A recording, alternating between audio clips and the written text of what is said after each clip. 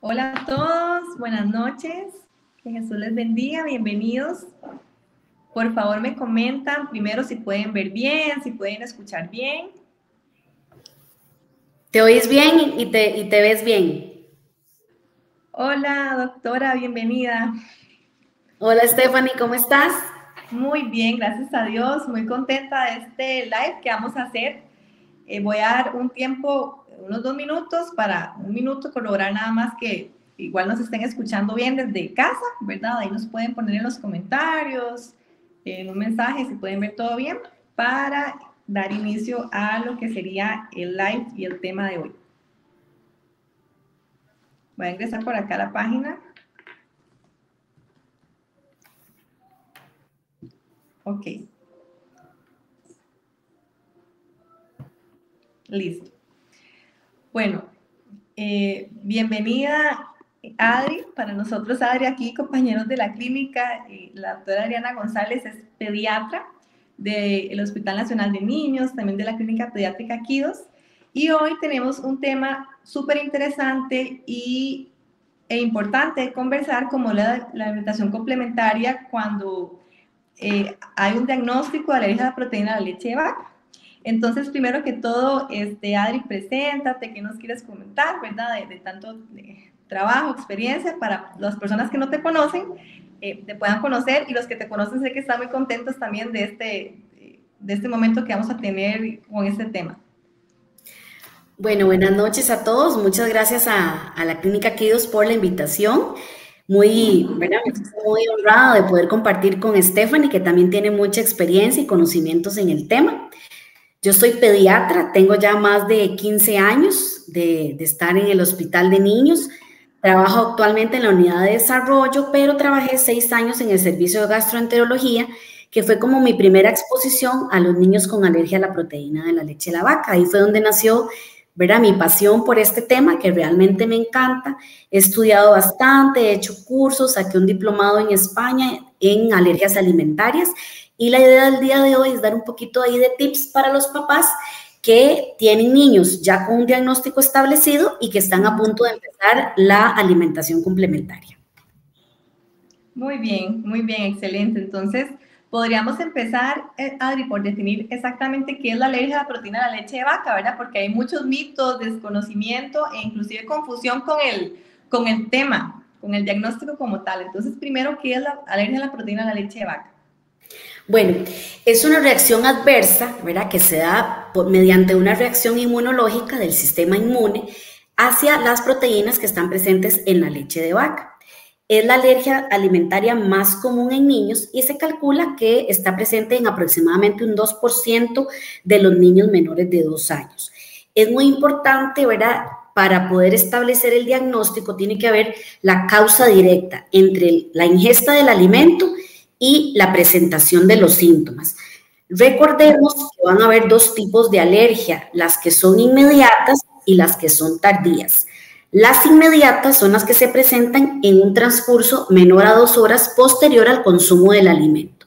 Y las tardías son las que se presentan 2 horas después del consumo, pero que se pueden presentar hasta 72 horas después de la ingesta del alimento. Entonces, es muy importante establecer esta relación directa entre el momento en que el niño lo consume y el momento en el que aparecen los síntomas para poder clasificarlas, porque de eso va a depender el manejo y valorar la necesidad si es importante que lo vea un alergólogo o no. Ok, eso es súper importante, que generalmente para hablar de alimentación complementaria ya el niño tiene que haber tenido un diagnóstico, ¿verdad? Como el pediatra, el alergólogo, etcétera, para poder como tal proceder a pensar en si realmente es un niño que tiene alergia a la proteína de leche de vaca o no. Y de hecho, las familias, muchos que comentan es, bueno, ¿a qué proteína? O sea, ¿o qué es esa proteína? ¿Cuáles son, digamos, las proteínas que pueden producir esta relación, ¿verdad? ¿Cuáles son esos nombres? Sí, básicamente en la leche de vaca están presentes 2 tipos de proteína, lo que son las caseínas, que son las más frecuentes, el 80% de las proteínas de la leche de vaca son caseínas. Tenemos la alfa S1 caseína, la alfa 2 caseína, la beta caseína, la kappa caseína. Y también tenemos las proteínas del suero, que son menos frecuentes, ¿verdad?, que es un 20%, como la alfa lactoalbúmina, la beta lactoglobulina, lactoferrina, albúmina sérica bovina. Pero generalmente la que más problemas nos van a dar son las que son las caseínas. Ok, entonces para que relacionen ese nombre, que básicamente la caseína y todos los lactoalbúminas, los que estamos hablando, pero a eso se refiere la alergia, porque lo pueden confundir con que no es una alergia, pero con la intolerancia a la lactosa, ¿verdad? Sucede mucho, que es otro mecanismo, es por carbohidratos, etcétera, pero ahí para tenerlo claro. Y con esta parte de la sintomatología, no solamente con el tiempo, Adri, sino también con qué síntomas se pueden manifestar. Es muy diverso, ¿verdad? Yo siempre le digo a los papás que es como un abanico, ¿verdad? Algunos niños tienen algún sistema comprometido, solamente un sistema, otros niños tienen todos los sistemas comprometidos. Podemos tener desde síntomas a nivel oculares, generalmente en las alergias mediadas por IgE, ¿verdad? Que son las inmediatas. Podemos tener también congestión nasal en los chicos mediados, ¿verdad? Con alergias mediadas por IgE. Podemos tener problemas pulmonares como tos, ¿verdad? Apretazón de pecho, que le suenen gatitos en el pecho. Podemos también tener compromiso a nivel cutáneo, que es una de las causas más frecuentes, ¿verdad? Que es ese enrojecimiento, el niño se ve como con los cachetitos ardidos, tienen placas aquí en los antebrazos, eso es un eczema, que es muy frecuente en los dos tipos de alergia. Cuando hay una alergia mediada por IgE, también podemos tener edema en los labios, ¿verdad? Estos chicos que se les hincha la boquita, se les hincha los ojitos, se les hincha la lengua. A nivel gastrointestinal son muy diversos los síntomas, puede haber náuseas, pueden haber vómitos, puede haber diarrea, puede haber dolor abdominal y en algunas ocasiones, ¿verdad? Pueden haber llanto persistente, sobre todo en bebés pequeños que no quieran comer, pérdida de peso o incluso deposiciones con sangre. Y ya lo que son mediadas por IgE pueden tener compromiso cardiovascular, que son esas personas, ¿verdad?, que se les baja la presión y que quedan inconscientes y que tienen que llamar al 911 para atenderlos. Ok, ¿y todos los síntomas son igual de frecuentes o hay alguno dentro de los que mencionaste que sea más frecuente en este tipo de alergia? Generalmente, ¿verdad?, va a ser piel y gastrointestinal, ¿verdad? Son como los sistemas que más se van a comprometer en estos tipos, sobre todo las alergias no inmediatas o las tardías, van a tener mucho compromiso de piel y gastrointestinal. Ok, perfecto. Eso es súper importante tenerlo claro a la hora que se introducen también los alimentos, porque si hay algún efecto adverso, algún síntoma, ¿verdad? Es muy importante tener claro qué sistemas se pueden afectar, ¿verdad? Y de hecho, con este tema de alimentación complementaria también hay muchas dudas ya en sí en el proceso. O sea, cualquier familia cuando se enfrenta al momento de introducir los alimentos, empieza como, ¿qué es eso? ¿Por qué se llama alimentación complementaria? ¿En qué consiste? Entonces, igual, coméntanos a la luz en general y propiamente en el tema de la alergia a la proteína de la leche de vaca. Bueno, la alimentación complementaria o ablactación también, que es un nombre muy común que uno lo puede encontrar, es la transición de una dieta líquida del lactante, ¿verdad?, que está ya sea con leche materna o con fórmula, a una dieta del adulto modificada.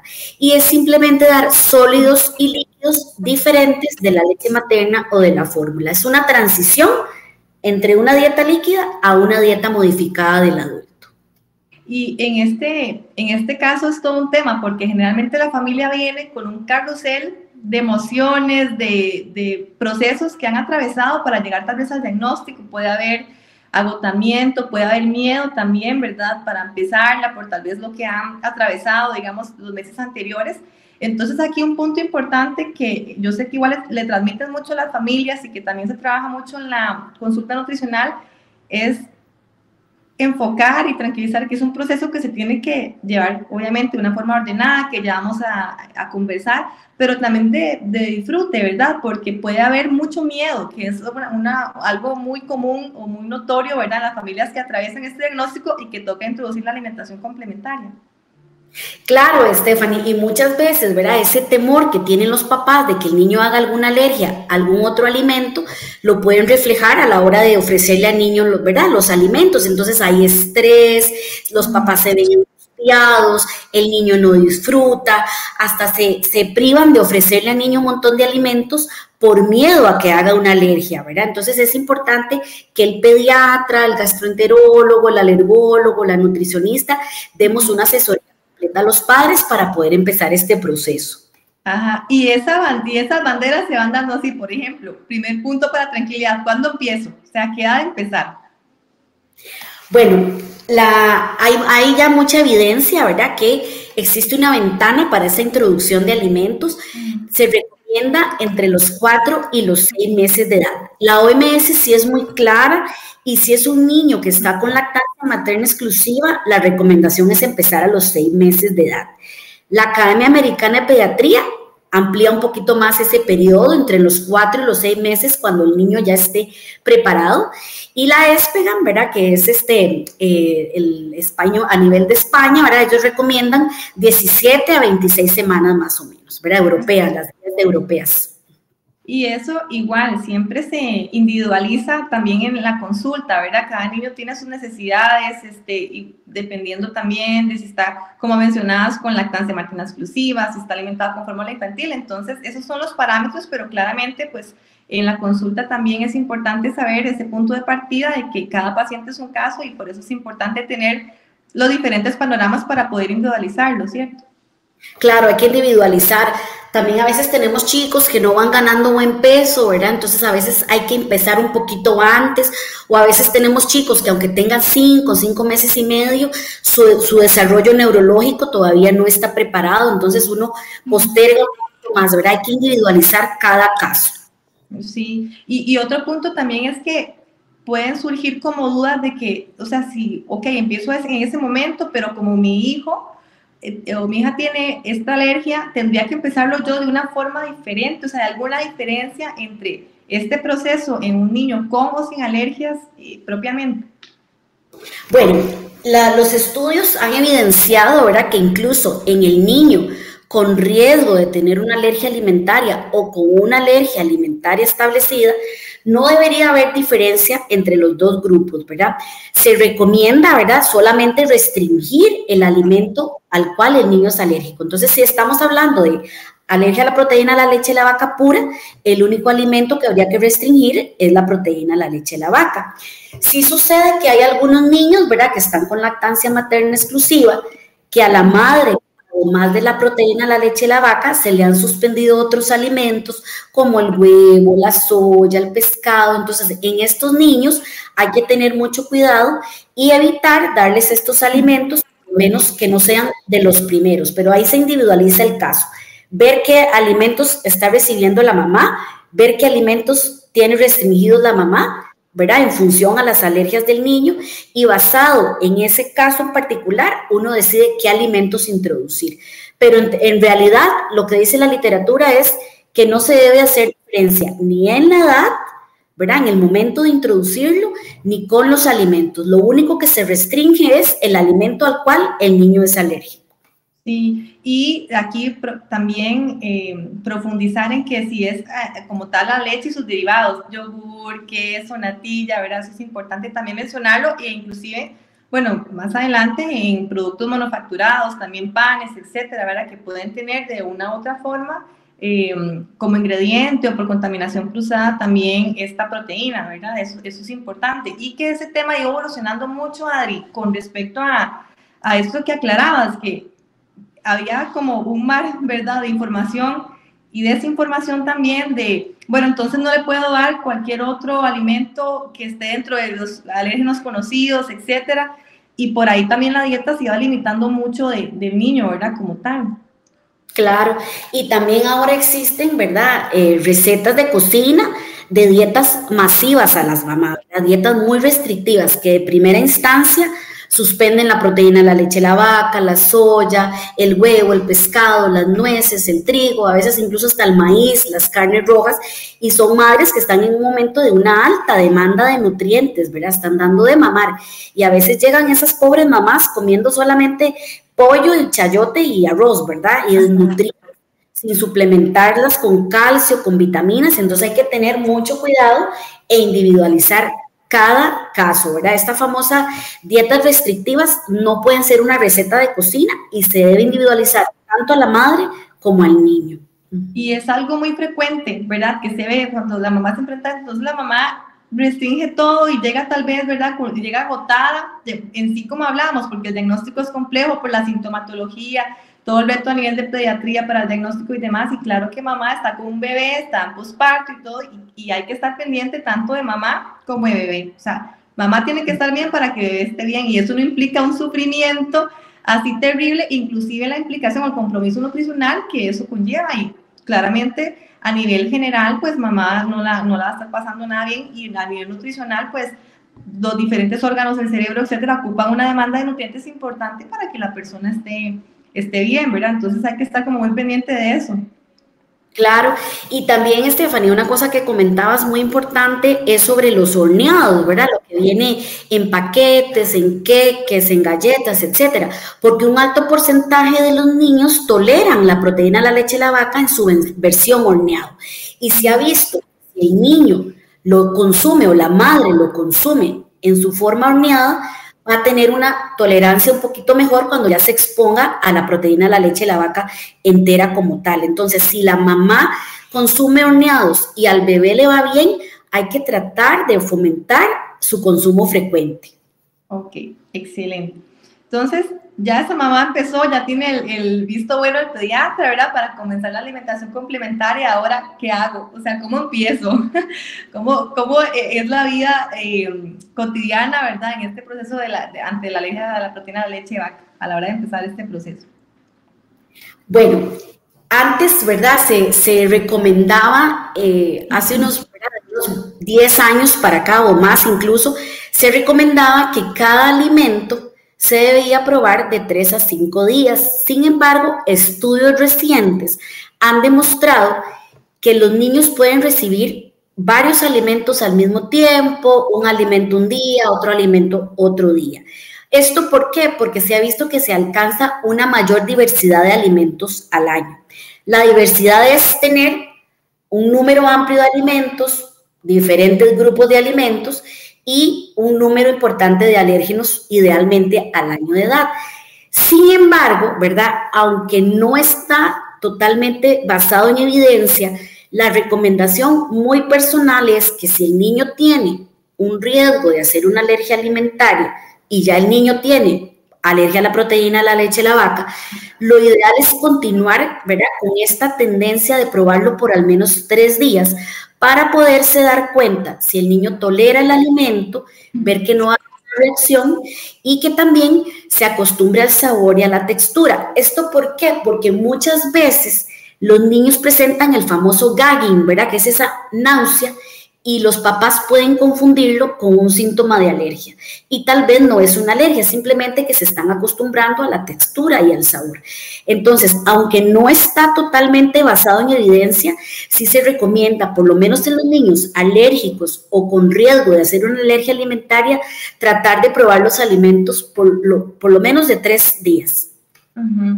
Y eso también, inclusive, tomando mucho en consideración la historia clínica de ese niño, ¿verdad? Si es un niño que tiene alergia, pero de pronto la afectación no ha sido tanto digestiva, ¿verdad? Como ahora comentaba, las dos manifestaciones se pueden notar, puede que le vaya mucho mejor empezando de una forma más variada, etcétera, pero hay casos en los que no. Entonces, de nuevo, aquí volvemos a individualizar, ¿verdad? Por eso seguimiento en pediatría, en nutrición, porque verdad que es muy diverso todo lo que se puede manifestar de un paciente a otro, entonces ese seguimiento es súper importante. Claro, sí. Sí, y Adri, otra duda que ahí puede surgir, por ejemplo, con estos síntomas que ahora nos comentabas, el paciente generalmente, o en este caso los papás, la familia, debe estar muy pendiente, digamos, de cuánto después de haber consumido el alimento, a las horas, a los días, con este seguimiento que ahora, este feedback que nos estabas dando también.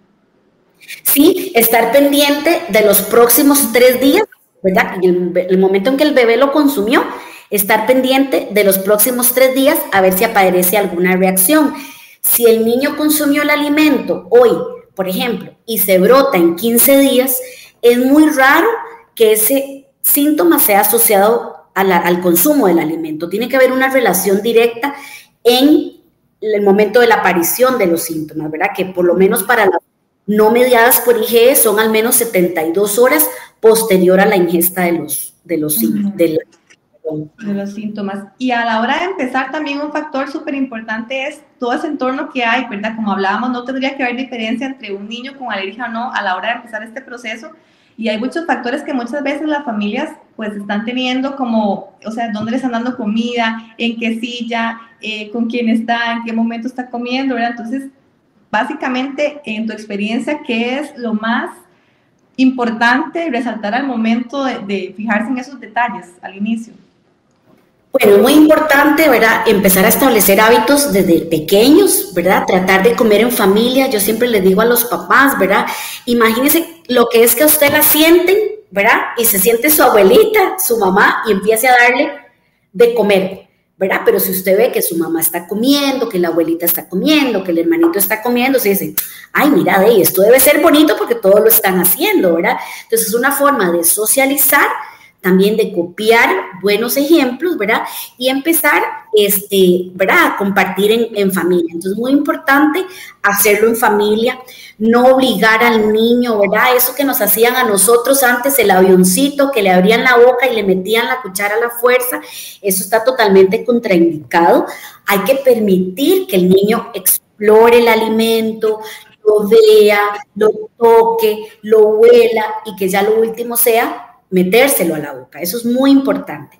También el dispositivo que mencionabas, ¿verdad? Lo ideal es que el niño tenga una postura de 90, 90, 90, es decir, la espalda con las caderas a 90, las rodillas a 90 y también los piecitos en una posición de 90. Esto mejora la postura, ¿verdad?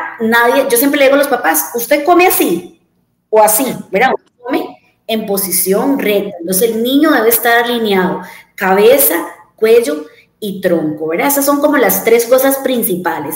Comer en familia, no obligarlo, dejarlo que explore y que tenga un dispositivo adecuado.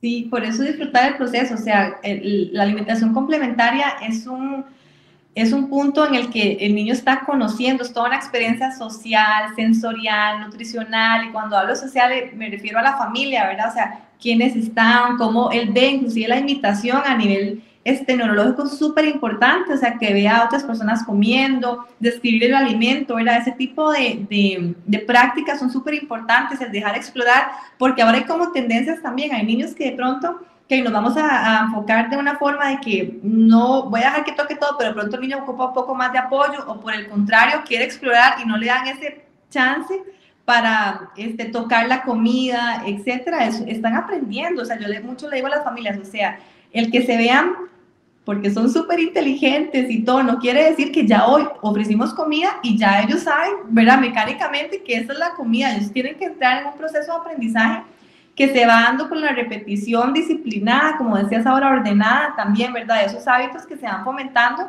pero lo importante es que es un proceso, ¿verdad? Esa palabra tiene que ir junto a alimentación complementaria, es un proceso gradual que toma aproximadamente hasta los 24 meses y va desde, no solamente desde el punto nutricional, sino de todas las otras características, ¿verdad? O todos los otros pasos, todas las otras condiciones que se necesita coordinar para comer, ¿verdad? Entonces, por eso es tan importante llevarlo de una forma ordenada, pero también de una forma bastante bonita, de una forma que se disfrute, ¿verdad? Con el niño como tal. Y una de lo que creo que genera más ansiedad también es, bueno, ¿qué le doy? O sea, con cuáles alimentos empiezo? Porque también eso es todo un tema. O sea, ya sabemos que no tiene que haber una diferenciación, pero entonces, ¿cuáles serían como las mejores opciones para empezar? Bueno, la Academia Americana de Pediatría, ¿verdad? Recomienda iniciar con cereales que estén fortificados en hierro, con pureza a bases de carne, vegetales y frutas. En las guías alimentarias para los americanos, ¿verdad? Que salió hace poquito, 2020, ellos recomiendan empezar con alimentos ricos en hierro, que más bien ahora vos nos vas a dar un poquito ahí de tips, alimentos ricos en zinc, proteínas de alto valor biológico, con granos, ¿verdad? Para favorecer el consumo de fibra, ácidos grasos de cadena larga y fomentar el consumo de agua. Más bien, Steph, contame vos, digamos, qué alimentos, ¿verdad? Ricos en zinc, nos recomiendas como para nosotros fomentar como práctica pediátrica. Aquí lo primero es partir de, bueno, inclusive en tanto un niño como un adulto, cuando hay una alergia en general, la recomendación de oro primordial es empezar con un 90% de alimentos naturales. Y si hablamos de la alimentación complementaria, ahí ya es prácticamente, ¿verdad? Casi un 100%, porque pues esto más bien nos ayuda a no tener ahí factores que podrían tener una contaminación cruzada, tener algún ingrediente, etcétera. Entonces, de entrada, para un niño, lo ideal siempre es empezar con la alimentación lo más natural posible, ¿ok? Y con estos alimentos ricos en hierro definitivamente es el punto de partida, ¿verdad? Que si nos preguntaran como qué alimento elijo, definitivamente un alimento alto en hierro por muchos factores, por los requerimientos que ya se van manifestando y demás, y básicamente el hierro se encuentra en alimentos de origen animal y en alimentos de origen vegetal. El hierro de origen animal se puede encontrar, por ejemplo, en la carne roja, en la carne de res, el atún, el hígado, también puede estar en las lentejas, frijoles, garbanzos, ¿verdad? Que también son alimentos muy adecuados por textura y demás que se pueden introducir en ese momento. Como mencionabas también, cereales fortificados en hierro, eso es súper importante, sin azúcar añadido, que también es otro punto ahí fundamental. ¿Cómo conocer eso? Nos da lista de ingredientes. Podríamos profundizar posteriormente en la lección de ese tipo de productos, pero generalmente buscar que no tenga un azúcar adicionado como tal y que preferiblemente tenga unos 8 microgramos de hierro por porción, ¿verdad? Porque hay que recordar que no todo el hierro que entra se absorbe, hay una parte que se descarta, hay un punto ahí que se llama de biodisponibilidad. Y entonces cuando vemos un contenido de hierro así, no es que, o significa que de pronto se va a absorber un 100%, sino más bien tomar en consideración ese aporte de más por la parte que se descarta. Con los alimentos fuente de hierro, igual, Adri, has tenido también, antes de seguir con los otros nutrientes, un punto que hayas notado más en la consulta, que de pronto, no sé, les dé miedo más dar las carnes, o de pronto se quede más con el hierro de origen vegetal, etcétera. ¿Algo que hayas notado? Generalmente, ¿verdad? Uno nota que les gusta más como darle pollo, ¿verdad? Al principio, y carnes rojas no tanto.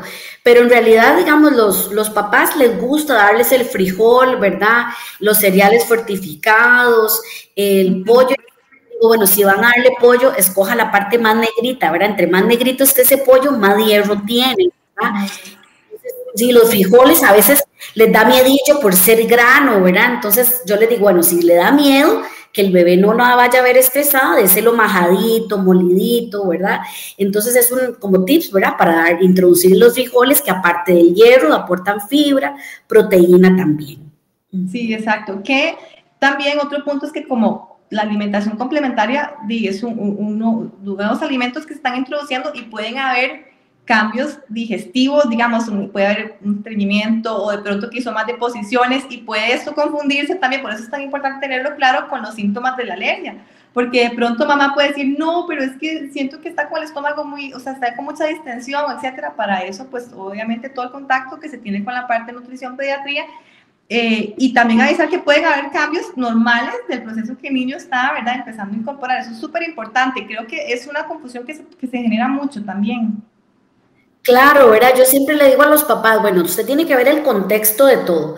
Las deposiciones pueden cambiar, ¿verdad? Cuando consumen frutas, vegetales, la acidez de las deposiciones pueden cambiar, entonces pueden ser caquitas más ácidas, pueden irritar un poquito la región perianal, pero si no hay úlceras, no hay fisuras, el niño va ganando bien peso, no es un niño que esté con dolor, con disconfort, con brote, o sea, las deposiciones van a cambiar por el cambio, ¿verdad? En toda la fibra de la dieta, por el consumo de líquido, etcétera.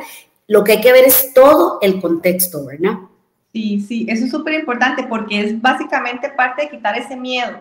He dicho mucho esta palabra o la he repetido porque es lo que más puedo ver que generalmente se refleja, ¿verdad?, en una familia que está empezando ante una alergia a este proceso, ¿verdad? Hay como mucho miedo y es lo que básicamente que también es un objetivo del lab de hoy, que ustedes tengan las herramientas para saber que su hijo puede comer de una forma realmente balanceada, bonita, tranquila, ¿verdad? El comer saludable también tiene que ser una forma segura, tanto para el niño como para ustedes, de manera que disfruten ese momento y no se vuelva un momento de ansiedad y que no se vuelva un momento de angustia, todo lo contrario, ¿verdad?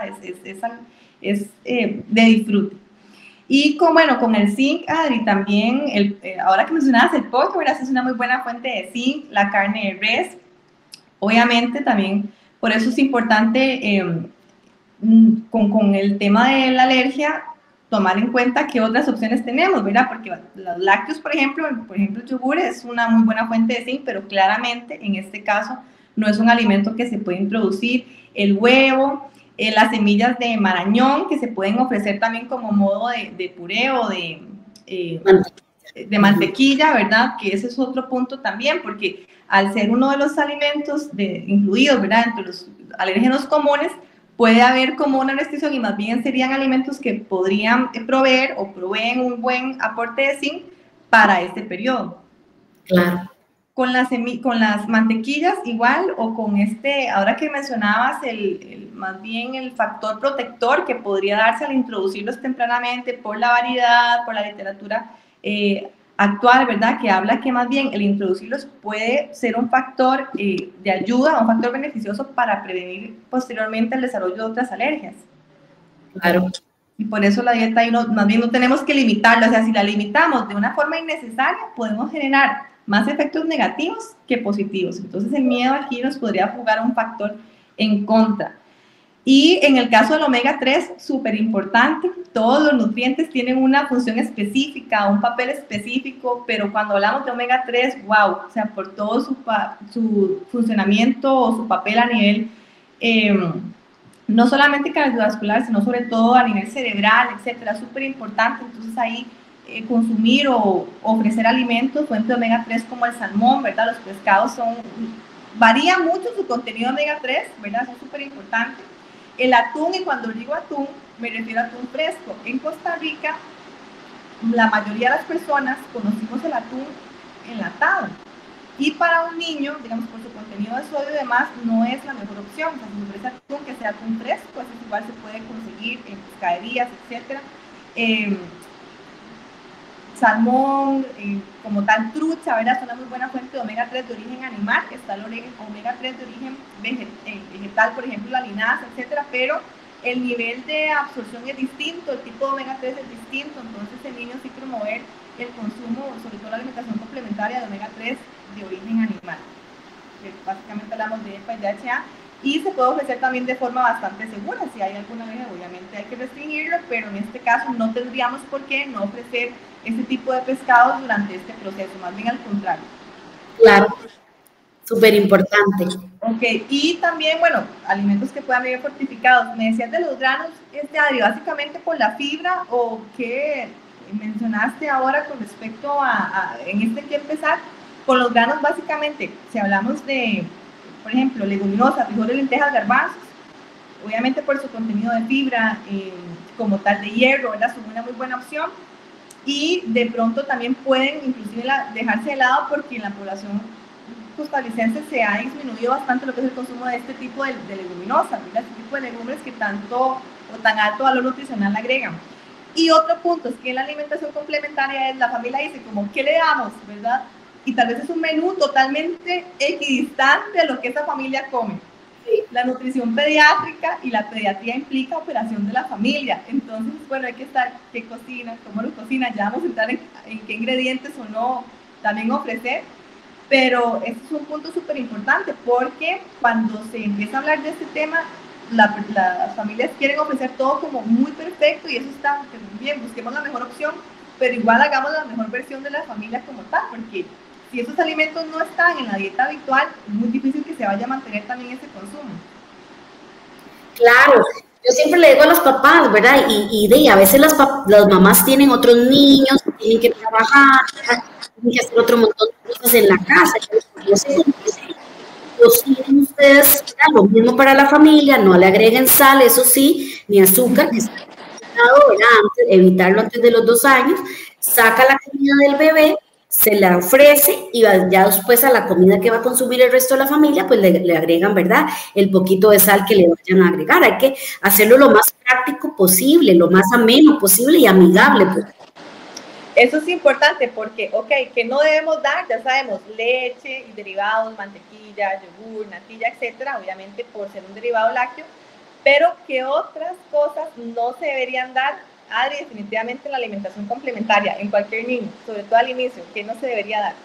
Bueno, no se recomiendan, ¿verdad?, los alimentos que puedan producir atragantamiento, como trozos duros, pequeños, ¿verdad?, secos, como por ejemplo salchichas, uvas, aceitunas enteras, pedazos, por ejemplo, de zanahoria cruda que es dura, ¿verdad? Esto por el riesgo de atragantamiento.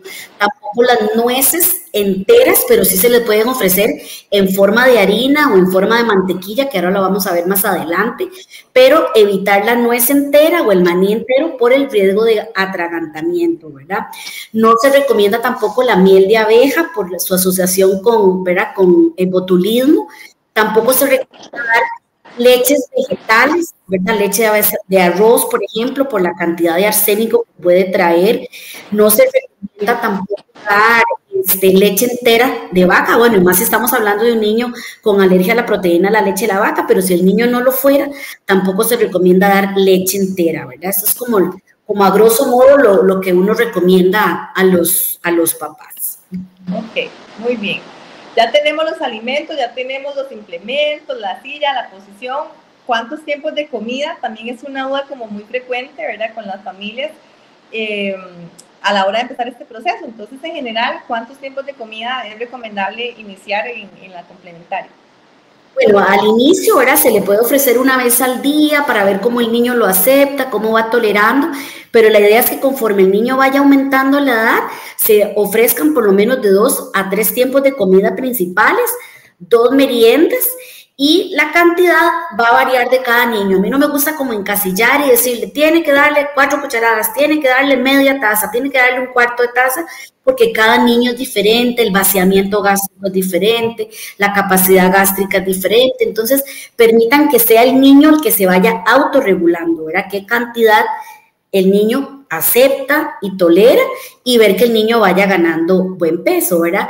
Cuando están con lactancia materna exclusiva, pues uno es un poco más condescendiente, ¿verdad?, y lo puede ofrecer a libre demanda, pero si es fórmula, la idea es que ¿verdad?, que cada tiempo cada tiempo de comida que se introduce sustituya una toma de fórmula, ¿verdad? La idea es que el niño llegue al año y que el consumo sea máximo, ¿verdad?, de 2 a 3 tomas de fórmula. Cuando es leche materna es un poquito más condescendiente porque sabe todos los factores protectores de la lactancia materna en cuanto a obesidad, hipertensión, lipidemia, diabetes, etcétera, ¿verdad? No sé, ¿vos tenés alguna otra recomendación, Sumar a este punto que comentas de las porciones, porque ese es otro tema que sucede bastante frecuente con el proceso de la alimentación complementaria, y es como, ¿cuántas cucharadas le doy? Entonces, es muy importante que las familias sepan que hay unos parámetros estándar que, por ejemplo, a nivel clínico es importante conocer para tener un punto de partida, cuánto sería mucho, poco, etcétera.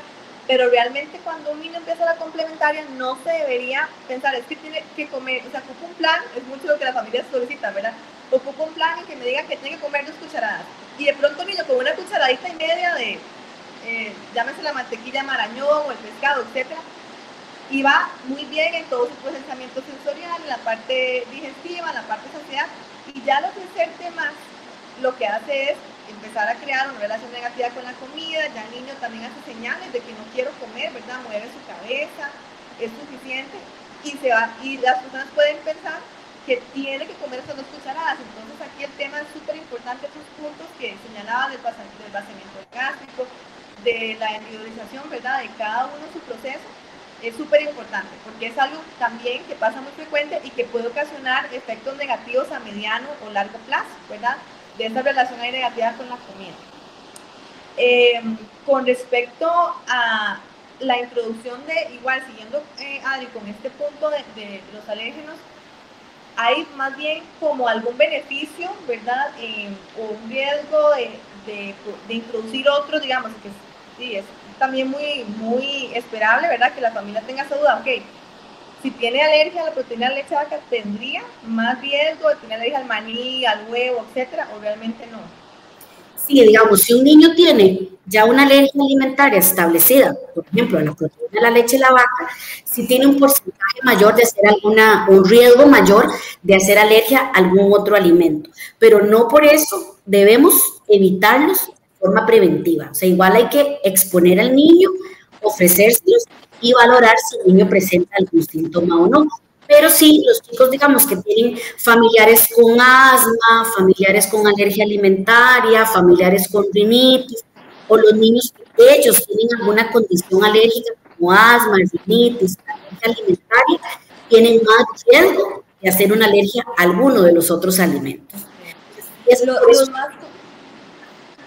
Los más comunes, ¿cuáles son?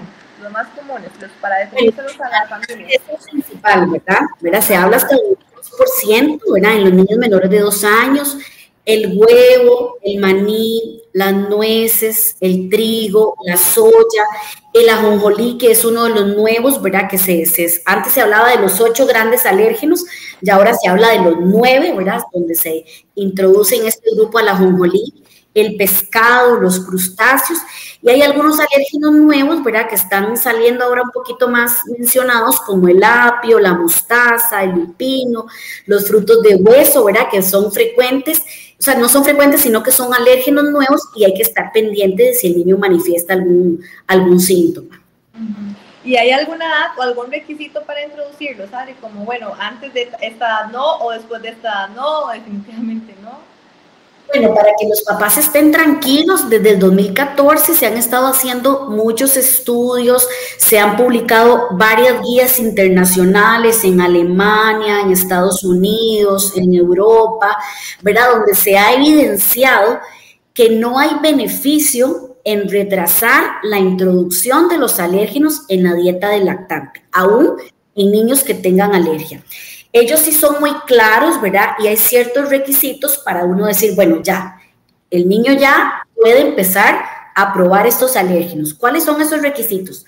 Al igual que con la alimentación complementaria, que el niño tenga entre 4 y 6 meses de edad, que su desarrollo sea adecuado, que es un requisito igual para la alimentación complementaria, que el niño haya probado y tolerado previamente cereales, frutas, vegetales. Y si el niño tiene dermatitis atópica, ¿verdad?, que es la alergia en piel, que su alergia esté lo más estable posible. ¿Por qué? Porque la piel, ¿verdad?, es una entrada de alérgenos riquísima. Cuando nosotros lo consumimos por vía oral, se crea lo que se llama una tolerancia, o sea, el niño puede llegar a tolerar los alimentos, pero si el niño recibe el alimento a través de una piel que no está intacta, una piel que está inflamada, una piel que tiene fisuras, ese contacto con el alimento puede hacer que el niño se sensibilice y después haga una alergia alimentaria a ese alimento producida por la introducción a nivel de la piel. Por eso es que se recomienda que su dermatitis esté lo más estable posible.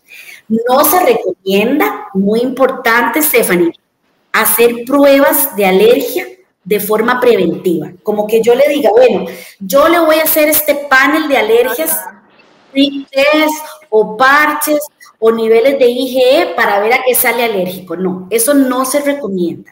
Se recomienda hacerlas cuando un alergólogo valora al niño y ya el niño tiene síntomas, pero de forma preventiva no se recomienda. Tampoco se recomienda evitar el alimento en un niño que tiene una alergia alimentaria a otro alimento, ¿verdad? Entonces son dos cosas muy importantes. No hacer pruebas de alergia de forma preventiva, ni evitar ofrecer el alérgeno para que el niño no haga una alergia alimentaria. Ok. Otro punto importante y que genera bastante angustia es con el calcio. Verás como, entonces si no puede comer leche, ¿qué pasa con el calcio, etcétera? Cuéntanos, Adri, y también ahí vamos a acotar otros puntos importantes. Pero desde la perspectiva pediátrica. Bueno, ahí es muy importante, ¿verdad?, que si el niño está con una fórmula o con leche materna, esto le van a dar el aporte de calcio. Entonces los papás deberían estar tranquilos, ¿verdad?, porque la leche materna y la fórmula le van a dar todo el aporte de calcio que el niño necesita, ¿verdad? Sí es muy importante, Stephanie, como para ir cerrando un poquito, ¿verdad?, como para hablar de los alérgenos, ¿verdad?, en qué momento introducirlos y cómo lo vamos a hacer. Hay muchos estudios con respecto a la introducción del maní. El niño, ¿verdad?, se tiene que estratificar y ver si hay la piel, si la piel está estable, si el niño tiene herencia de alergia al huevo. Estos chicos hay que introducirles sí o sí el maní entre los 4 y los 6 meses. Si el niño, digamos, en ese momento tiene un eczema estable, su dermatitis está estable y no tiene ningún riesgo de alergia alimentaria, se le puede introducir según las costumbres familiares, ¿verdad? Se recomienda introducirlo por medio de mantequilla de maní o de una harina a base de maní y 2 gramos o más o menos 1 o 2 cucharaditas, por lo menos de 1 a 3 veces a la semana.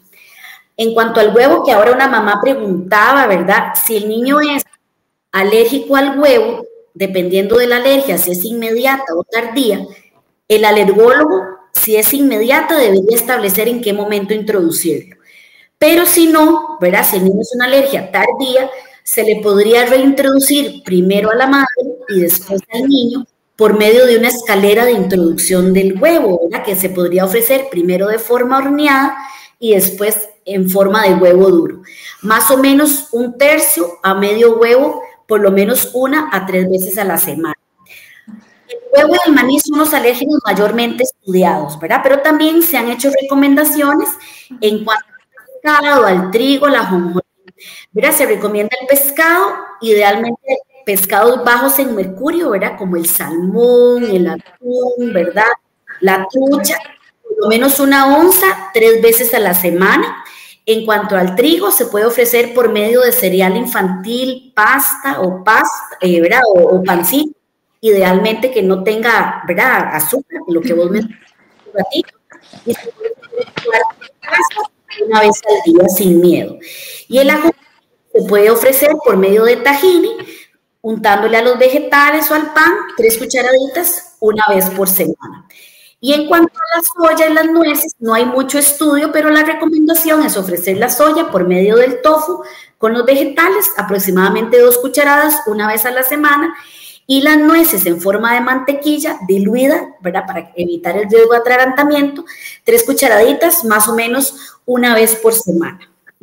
Ahí en conclusión de ese punto es tener claro bien la sintomatología, ¿verdad? Para poder comparar también introducción con sintomatología. O sea, si el niño presentó afectación, pues hay que tener claro qué síntomas y obviamente poderlo conversar con el pediatra, que eso es súper importante. Y Adri, en caso de que a la mamá, por ejemplo, o el niño esté en lactancia, a la mamá se le haya más bien recomendado la suspensión de alérgenos, ¿en qué momento hacer esa introducción? Bueno, es importante, ¿verdad? Ver el tipo de alergia que tiene el niño, ¿verdad? Si es inmediata o mediada por IgE o si es tardía. En general, si es inmediata, debe ser el alergólogo quien haga la recomendación. Si no es inmediata o las tardías, que son las que más vemos en nuestra consulta, lo ideal es introducirle en la madre todos los alérgenos lo antes posible, excepto la proteína, la leche de la vaca, ¿verdad? Entonces, por ejemplo, ya el niño estaba, qué sé yo, la mamá sin leche, sin huevos, sin pescado, sin trigo, por poner un ejemplo.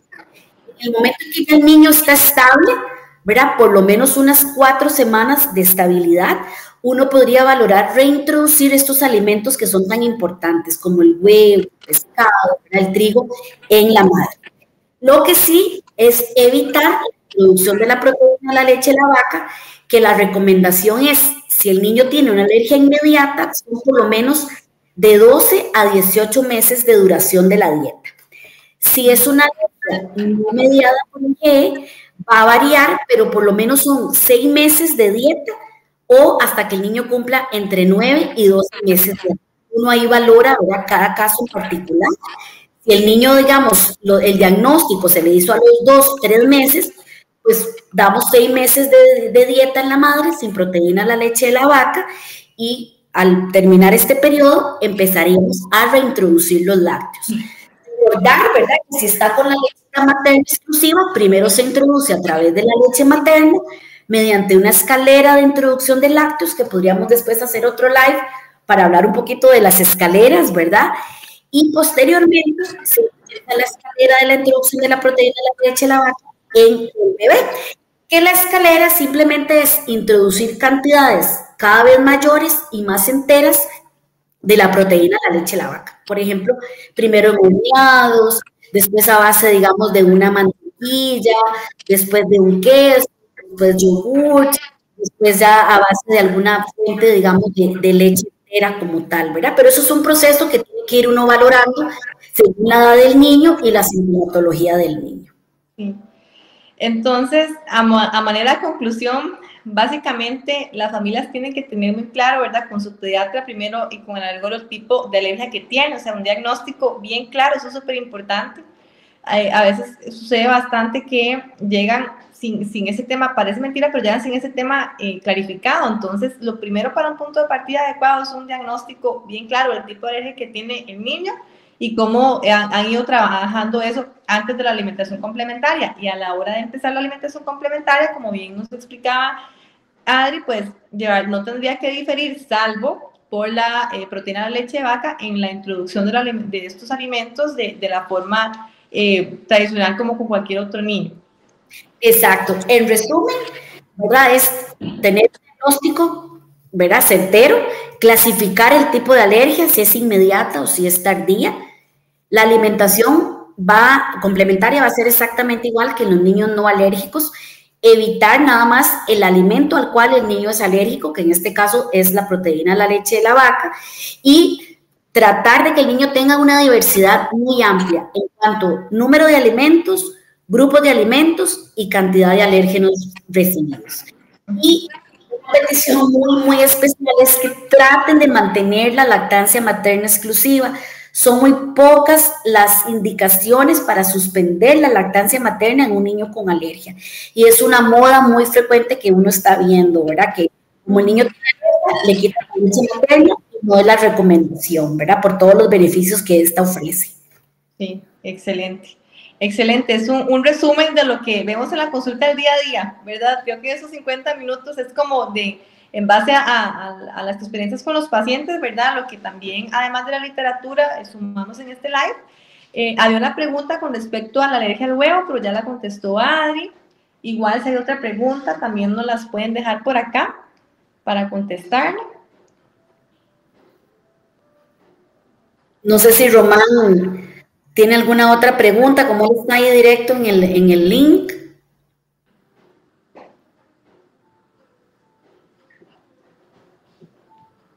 El More, sabes que está, creo que también creo que salió de la moderación un momento. Pero bueno, creo que por el momento no hay, por lo menos de forma aquí en vivo, más preguntas, Adri, pero igual si ustedes tienen otra pregunta al momento de ver el live, pueden dejar también la duda por acá y nosotras con mucho gusto les estaremos contestando. De verdad que muchas gracias, Adri, aprendimos un montón. Es un tema en el cual hay mucha ansiedad, mucha preocupación, ¿verdad? Como tal por todo lo que conlleva, pero ha sido bastante clara con todas las indicaciones, la explicación y si ustedes tienen más dudas, de verdad que no deben contactarnos para poder acompañarlos en este proceso tan importante como la alimentación complementaria alrededor de este tipo de alergia.